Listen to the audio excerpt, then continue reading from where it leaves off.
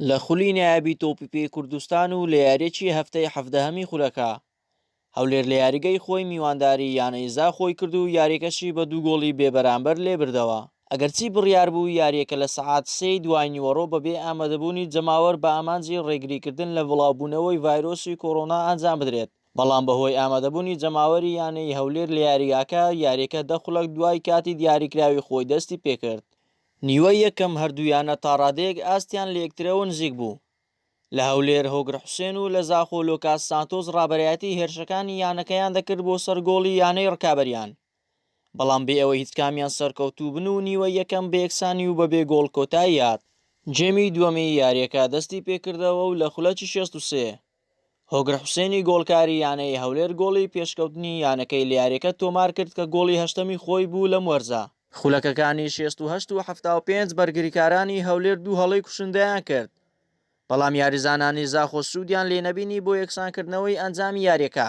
دوای ئەمە یاریزانانی زاخۆ بازی بە هەدەردانی ئەم دوو دەرفەتەیاندا و 2 خولەک دواتر دانا عوسمان ئەنجامەکەی بۆ هەولێر 2 هێندە لێ کرد، ئەگەرچی یاریزانانی زاخۆ هەوڵێکی زۆریان بۆ گۆڕینی ئەنجامی یاریەکەدا، بەڵام لە مەشدا سەرکەوتوو نەبوون و دوجار هەولێر یاریەکەی بە 2 گۆڵی بێوەڵام بردەوە.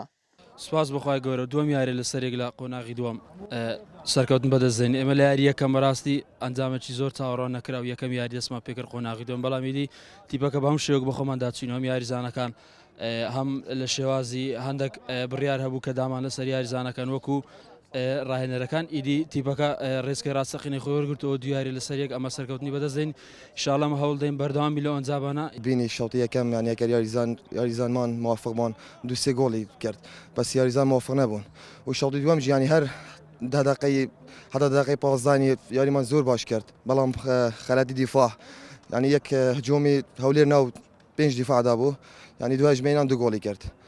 ئینشاڵڵا یاری داهات و ینی خۆمە دەکەین و ڕکابەری خۆل دەکەین ئینشاڵڵا.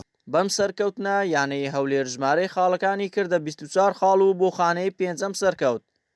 لە جەولەی داهاتووش لە ئەرکێکی قوڕز لە دەرەوەی یاریگەی خۆی دەبێتە میوانی یانەی پێشمەرگەی هەولێر، هەرچی یانەی زاخۆیە بە 18 خاڵ لە خانەی هەشتەمی خولەکەمایەوە و لە هەفتەی داهاتووش لە یاریگەی خۆی میوانداری یانەی دەربەندی خان دەکات. ئومێد ئیبراهیم، گەلی کوردستان، هەولێر.